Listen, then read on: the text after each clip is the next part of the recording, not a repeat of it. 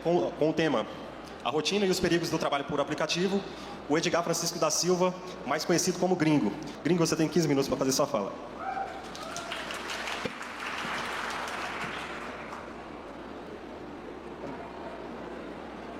Boa tarde a todos.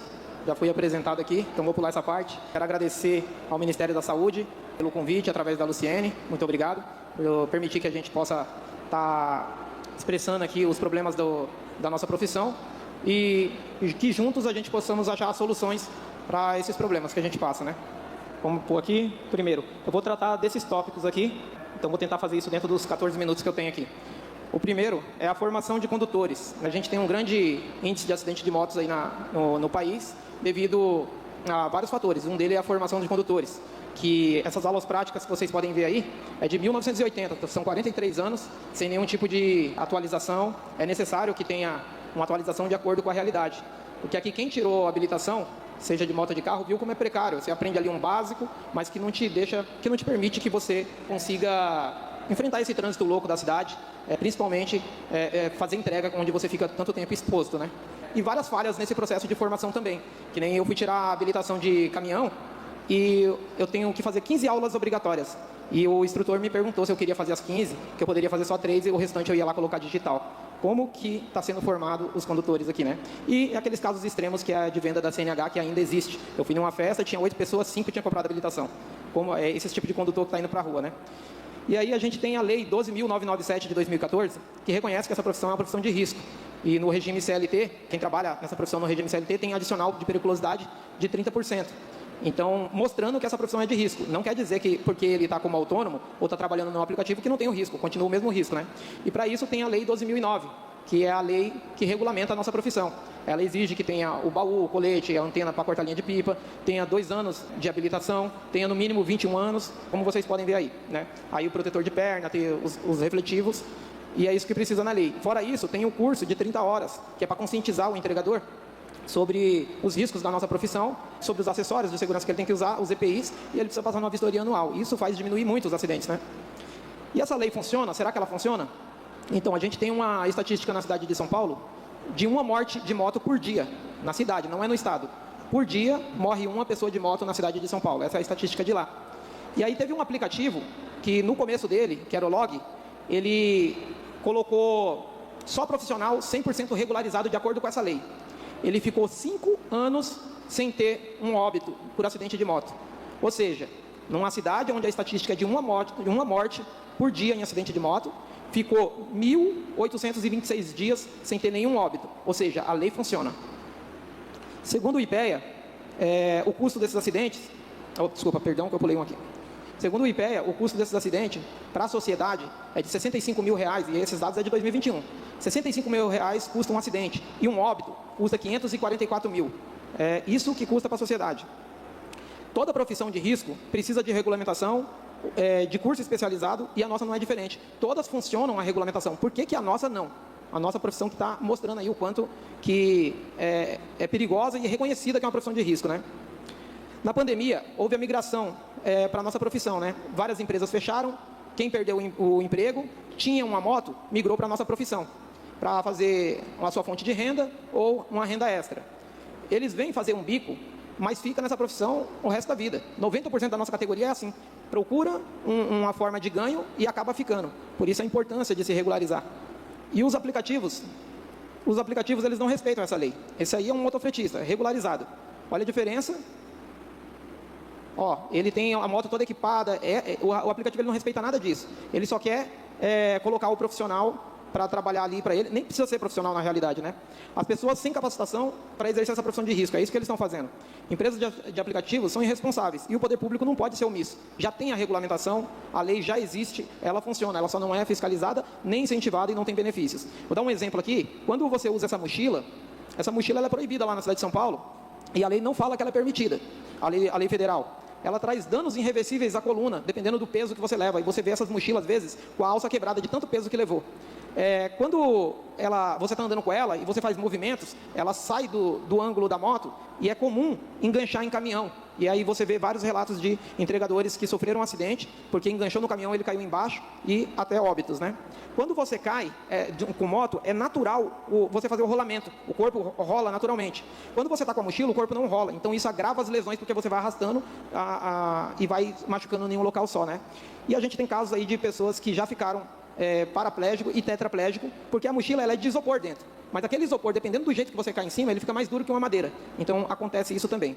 Então, sabendo dos riscos da profissão, existe a regulamentação, mas os aplicativos não cumprem. Não incentivam, não dão benefícios. Pelo contrário, eles não querem esse tipo de profissional. Eles querem acabar com a lei que pede isso daí. Tanto que eles têm um PL que já passou na Câmara dos Deputados, já está no Senado para acabar com essa lei.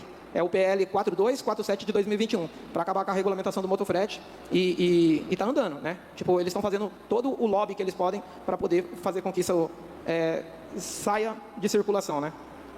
Aí a gente tem a baixa remuneração, né? Que os aplicativos, eles vêm com a tática do seguinte: não sei quem de vocês aqui tem Instagram, mas quem tem, ou quem tem alguma rede social, o Instagram é mais fácil de ver isso. Quando você segue uma pessoa, aquela pessoa fica aparecendo para você toda hora, durante um tempo. E depois ela vai sumindo aos poucos, e aí ela sai. O aplicativo faz a mesma coisa. Quando o entregador entra na plataforma, ele recebe as corridas. Ele vai recebendo as corridas até ele ficar viciado naquilo. Ele se endivida todo para entrar nessa profissão. E aí, quando o aplicativo cria esse exército de reserva, que ele lota, ele coloca mais entregador do que precisa para atender todas as entregas, no automático ele baixa o preço e esses entregadores eles não sabem o preço do serviço real, né? Porque diferente de um funcionário que ganha só pela mão de obra, a gente precisa ganhar pela mão de obra e pelo custo da máquina, que não é barato, e geralmente é metade do que a gente ganha. Você fez R$4.000, você ganhou 2. E aí eles não sabem, essa galera nova que veio, e acabam aceitando esse tipo de serviço. E o que isso faz? Faz com que ele fique muito tempo parado, porque tem mais entregador do que precisa na plataforma, os valores são baixos, agora ele tem que trabalhar dobrado para poder conseguir fazer aquele valor que ele fazia. E aí ele está cheio de contas, ele fica impaciente, por isso que vocês veem com frequência essas brigas entre cliente e entregador, entre restaurante e entregador, entre entregador e entregador. As empresas induzem ele a correr, né? Então, para ganhar mais, ele entra num ciclo assim. Ele é um profissional, não é um profissional, está entrando numa profissão de risco, ele não está ganhando o suficiente, então ele não se alimenta direito, ou ele para de se alimentar, ele deixa de fazer a manutenção do veículo para poder economizar, ele começa a trabalhar carga horária excessiva e ele começa, no final, a correr. Então, você pega aí numa soma, um profissional, uma pessoa que não é profissional, uma profissão de risco, mal alimentado, veículo precarizado, cansado e correndo. Não tem como dar um outro resultado que não seja acidente. É como você dar um gilete para uma criança. Você sabe que ela vai se machucar. E aí entra a gamificação. Os aplicativos, eles têm uma situação chamada score, que é para avaliar aquele entregador, e aí ele vai tendo mais entregas, menos entrega, e aí tudo isso conta por score. Tipo assim, uma reclamação que o cliente fez, caiu o score dele. Ou ele não quis subir no condomínio, o cliente reclamou, caiu o score dele.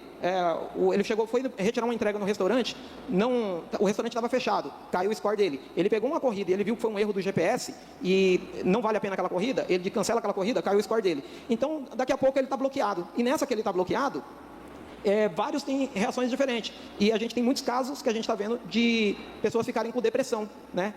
Teve um motoca que falou que me chamou, falou, eu vou me amarrar lá no portão do iFood, porque o iFood me bloqueou, não me fala por qual motivo foi e nem me dá a chance de se defender. Então, esse foi um caso, né? Temos outros casos, que nem teve um rapaz que a moto dele... a mulher dele estava com a gravidez de risco, ele estava cheio de contas, e aí foi aonde ele já estava sobrecarregado, né? Ele estava sobrecarregado com esse monte de situações, né? Tipo, várias dificuldades.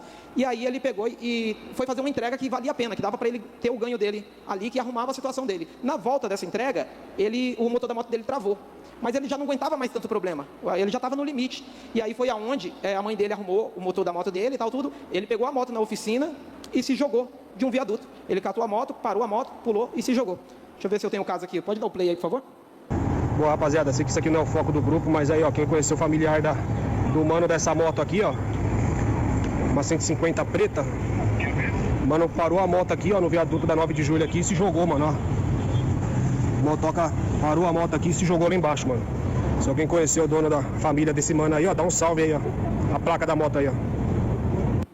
E a gente sabe desse caso, eu não coloquei a parte onde o cara tá lá embaixo, para não não ser muito forte, né? Mas a gente sabe dessa história porque foi uma pessoa da Fiocruz que conhece, que a gente não sabia o porquê. E aí conhece e falou qual foi o motivo que... Desculpa, Fiocruz não, perdão, Fundacentro. Uma pessoa da Fundacentro que passou para nós, que conhece a família dele, né? E aí, os aplicativos ainda incentivando os acidentes, eles colocam as entregas bem baixas, né? E aí a gente que é entregador, a gente não vai trabalhar no dia de chuva, à noite ou no frio, com um valor que não vale a pena. Então, o que a gente faz? A gente vai embora para casa com aqueles valores baixos de corrida. O que o aplicativo faz para trazer de volta? Ele fala, ó, aquela corrida que é R$6, agora eu estou te pagando 16. Como fica esse entregador naquele dia mais arriscado? Aquele dia que mais tem risco de acidentes. Ele fica igual um doido, tentando compensar os outros dias que ele não ganhou. O psicológico vai a 1000. E aí, eles fazem até esse tipo de promoção. Esse aqui é o Rafael, entregador do iFood. E essa é uma entrega aqui, onde que eles dão 30 minutos para o cliente receber a sua entrega. E o Rafael entrou na pilha do iFood aí e bateu de frente uma moto com a outra na pilha doida. Como é que é? Alguém bate de moto frente com frente por causa dessa pilha. Pode dar o play aí, por favor? Eu tirei a parte chocante, mas veja a mochila aí, o bombeiro atendendo ele e colocando tubo de oxigênio aí bem na mochila. O Rafael morreu. Ele faleceu nesse acidente. Eu queria deixar claro a todos vocês aqui, já estou finalizando, tá? Deixar claro a todos vocês que o Rafael, ele poderia ser um filho meu, que eu já tenho um filho de 19 anos, ele poderia ser o filho de qualquer um de vocês aqui. Será que o iFood não tem culpa? O algoritmo do iFood não tem culpa nesse tipo de situação? Desculpa. Será que ele não tem culpa nesse tipo de situação? Isso é um massacre que está sendo feito com a nossa categoria. Isso é ridículo.